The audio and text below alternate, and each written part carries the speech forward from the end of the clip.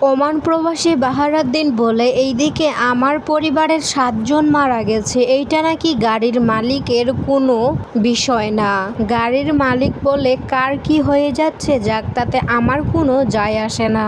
তবে আমার যেন গাড়ির কোনো ধরনের কোনো না ক্ষতি হয়। যদি ক্ষতি হয় তাহলে আমি সবাইকে দেখে নিব। এভাবেই নাকি বলছে গাড়ির মালিক।